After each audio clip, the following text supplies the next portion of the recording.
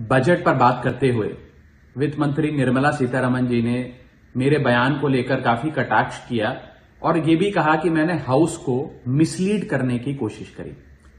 मैंने जब उनके सवालों पर जवाब देने के लिए अनुमति मांगी तो मुझे इजाजत नहीं दी गई।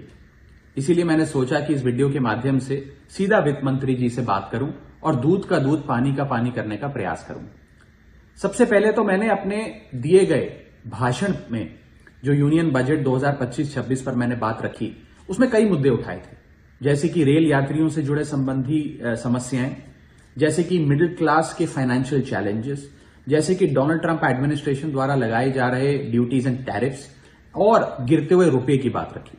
इन विषयों पर वित्त मंत्री जी ने कोई जवाब नहीं दिया, लेकिन हां, मेरे द्वारा समझाए गए इनकम टैक्स रिबेट के एक उदाहरण को लेकर उन्होंने कई सारे बयान दे डाले।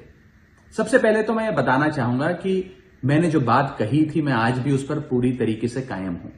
ये 12 लाख रुपए की जो टैक्स रियायत दी जा रही है सरकार द्वारा, ये ना ही टैक्स एग्जेम्पशन है, ना ही टैक्स डिडक्शन है, सिर्फ और सिर्फ टैक्स रिबेट है। यानी कि 12 लाख रुपए से ऊपर अगर आप आमदनी कमाते हैं एक वित्तीय वर्ष में, तो आपको अपनी पूरी आमदनी पर इनकम टैक्स भरना पड़ेगा। मेरे इस कॉन्सेप्ट को समझाने के लिए दिए गए उदाहरण को वित्त मंत्री जी ने टेक्निकली उसे उलझाने का प्रयास किया, उसमें मार्जिनल टैक्स रिलीफ का कॉन्सेप्ट जोड़कर यह सिद्ध करने की कोशिश करी कि मेरा उदाहरण गलत था। मैं आपसे वित्त मंत्री जी सीधे तौर पर पूछना चाहता हूं, क्या यह सत्य नहीं है कि अगर कोई व्यक्ति 12 लाख से ऊपर इनकम कमाएगा तो उसको अपनी पूरी इनकम पर टैक्स भरना पड़ेगा? चलिए, मार्जिनल टैक्स रिलीफ 1275 तक आप दे रही हैं। आप मुझे यह बताइए कि अगर एक व्यक्ति 13 लाख रुपए 13 लाख रुपीज एक वित्तीय वर्ष में कमाता है तो उसे अपने पूरे 13 लाख की आमदनी पर अपने स्लैब अनुसार इनकम टैक्स देना पड़ेगा कि नहीं देना पड़ेगा? या 13 लाख माइनस 12 लाख की टैक्स रिबेट 1 लाख पर देना पड़ेगा? सही जवाब है कि उसे पूरे 13 के 13 पर इनकम टैक्स भरना पड़ेगा। मान लीजिए कोई शख्स 12,76,000 रुपए कमाता है साल का, तो उसे पूरे 12,76,000 पे इनकम टैक्स भरना पड़ेगा, ना कि मात्र 76,000 रुपए जो उसने 12 लाख रुपए के ऊपर कमाए।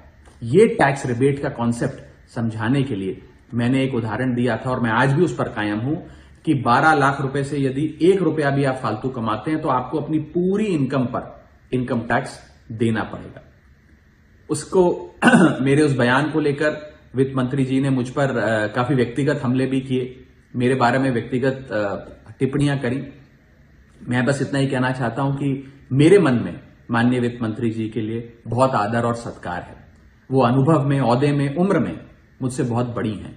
मेरा बस इतना ही कहना है कि आगे से मुझे उम्मीद है कि वित्त मंत्री जी इस प्रकार के व्यक्तिगत बयानों से बचेंगी और सिंपल टैक्स कॉन्सेप्ट्स लाने के लिए जो उदाहरण दिए गए हैं उनको टेक्निकली तोड़ मरोड़ के जनता के सामने प्रस्तुत करने का प्रयास नहीं करेंगी।